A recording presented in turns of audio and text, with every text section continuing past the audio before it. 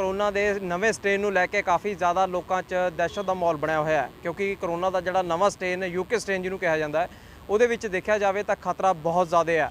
ਅੱਜ ਪੀਜੀਆਈ ਦੇ ਡਾਇਰੈਕਟਰ ਦੀ ਗੱਲ ਸੁਣਾਂਗੇ ਕਿ ਆਖਰ ਕੀ ਕੁਝ ਚੀਜ਼ਾਂ ਇਤਿਹਾਸ ਤੇ ਕੀ ਕੁਝ ਚੀਜ਼ਾਂ ਖਾਸ ਧਿਆਨ ਰੱਖਣ ਦੀ ਲੋੜ ਹੈ ਕਿਉਂਕਿ ਪੀਜੀਆਈ ਨੇ ਜਿਹੜੇ ਸੈਂਪਲ ਦਿੱਲੀ ਭੇਜੇ ਸੀ ਉਹਦੇ ਵਿੱਚ 70 ਤੋਂ 80% ਸੈਂਪਲ ਨੇ ਜਿਹੜੇ ਉਹ ਯੂਕੇ ਸਟ੍ਰੇਨ ਦੇ ਪੋਜ਼ਿਟਿਵ ਪਾਏ ਗਏ ਨੇ ਜਿਹੜੇ ਕਿ ਕੋਰੋਨਾ ਦੇ ਵਿੱਚ ਸਭ ਤੋਂ ज़्यादा खतरनाक मन्निया जाता है। इस करके भी क्योंकि जोड़े नौजवान पहला आम तौर पर मन्निया जाता सी कि बजुर्ग या बिल्कुल बच्चे उन्होंने कोरोना का खतरा ज़्यादा है, पर यूके स्ट्रेन के सब तो ज़्यादा खतरा जे देखा जाए हर एक एज ग्रुप में है, कला ये नहीं है भी कोई बजुर्ग है नौजवान है, हर किसी के है।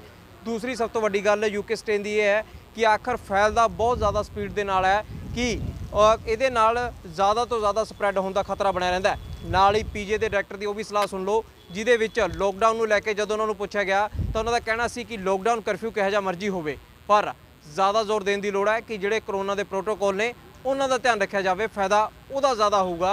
लॉकडाउन कर्फ्यू लाउंदा प्रशासन आपदे फैसले लैके ठीक है पर फायदा प्रोटोकॉल दा है जिहदे विच मास्क डिस्टेंसिंग खास तौर पर ध्यान रखने की लोड़ है। गल सुनो तुसीं जगत राम दी पीजीआई के डायरैक्टर ने कि आखिर कोरोना की स्थिति हैगी की है कि कुछ चीज़ां एहतियात रखने की लोड़ है, यूके स्ट्रेन कितना घातक है। सर जो पीजीआई से सैंपल भेजे गए थे नए स्ट्रेन जो आया है क्या रिपोर्ट आई है सर? जो सैंपल एनसीडीसी न्यू दिल्ली भेजे गए थे उसमें जो 70% जो स्ट्रेन आया है वो यूके स्ट्रेन आया है जो कि एक फास्ट स्प्रेडिंग स्ट्रेन है और 20% 681H म्यूटेंट आया है वो भी रैपिडली स्प्रेडिंग स्ट्रेन है।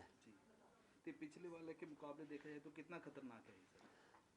ख़तरनाक जो इन्वॉल्वमेंट इसमें स्प्रेड ज़्यादा है, इन्फेक्शस है और सभी एज ग्रुप को इन्वॉल्व करता है।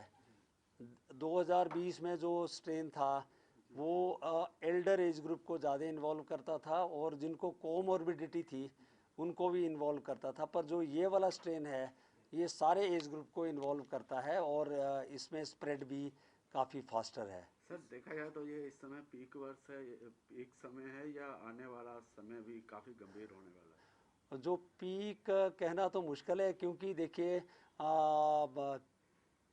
4 तारीख को अप्रैल को 1,03,000 पेशेंट थे, 1,03,000 थे, अब वो डबल से ज़्यादा हो गए।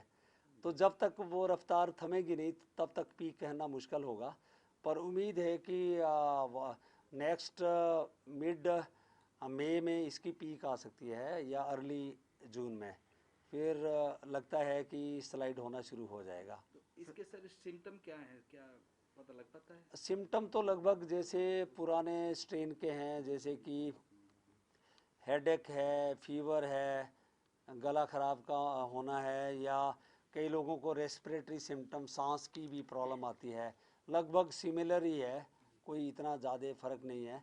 जब तक इसको जांच ना की जाए तब तक ये कहना मुश्किल है कि ये यूके स्ट्रेन है या नहीं है।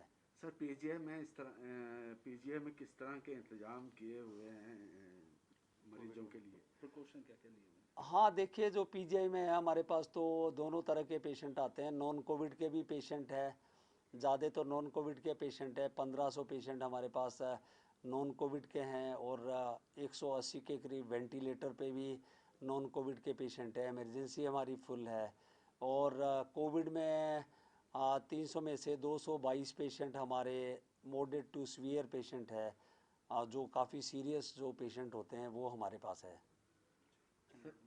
सर जो वीकेंड लॉकडाउन लगाया है क्या इससे कुछ फ़र्क पड़ने वाला है? अब अभी तक तो जो लॉकडाउन है वो नाइट का लॉकडाउन है, वीकेंड का लॉकडाउन तो नहीं है, पर ये तो एडमिनिस्ट्रेटिव डिसीज़न है कि वो वीकेंड का पर्टिकुलरली डे टाइम का लॉकडाउन करेंगे या नहीं करेंगे। पर्सनली मैं तो ये समझता हूँ कि नाइट टाइम का लॉकडाउन तो फिर भी ठीक है, डे टाइम का आई थिंक प्रोटोकॉल जो फॉलो करना है वो ज़्यादा इम्पोर्टेंट है और वैक्सीनेशन को लगाना ज़्यादा इम्पोर्टेंट है। सर वैक्सीनेशन के बाद भी देखा जा रहा है काफ़ी लोगों में दोबारा से आ रहा है इस टाइम। वैक्सीनेशन के बाद में देखिए जैसे पहला इंजेक्शन लगता है तो उसमें उसके बाद में भी हमें प्रोटोकॉल को फॉलो करना है। जो दूसरा इंजेक्शन लगता है आमतौर पे 6 से 8 हफ्ते के बाद में लगता है, उसके जब सेकेंड इंजेक्शन लगेगा तो उसके 2 हफ्ते बाद काफ़ी प्रोटेक्शन मिल सकती है। पर अगर हम प्रोटोकॉल को फॉलो नहीं करेंगे, मास्क नहीं लगाएंगे, इन बिटवीन जब एंटीबॉडीज़ नहीं बनी है तो इन्फेक्शन हो सकता है। पर जब दोनों सक्सेसफुली इंजेक्शन लग जाएंगे उसके बाद में वैसे तो कोविड-19 कोरोना वायरस नहीं होगा। अगर हो भी जाएगा तो जो सिम्टम्स होंगे माइल्ड होंगे और डिजीज़ भी काफ़ी माइल्ड रहेगी।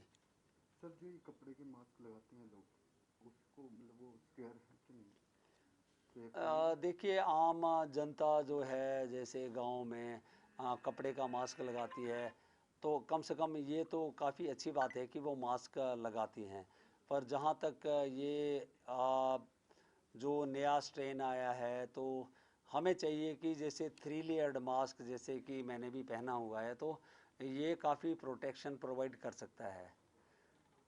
डॉक्टर साहब एक और है, जो स्ट्रेन जो नया है, लोगों में वहम है कि ये नया स्ट्रेन वैक्सीन पे उतना असरदार नहीं है, इसलिए कई लोग वैक्सीन लगवा भी नहीं रहे। नहीं, वो तो आई थिंक सोचना गलत होगा, क्योंकि चाहे हमारी कोई भी वैक्सीन है, चाहे वो कोविशील्ड है, चाहे कोवैक्सीन है, चाहे वो फाइज़र की वैक्सीन है, चाहे कोई भी वैक्सीन है, वो लगाना तो हमें ज़रूरी है।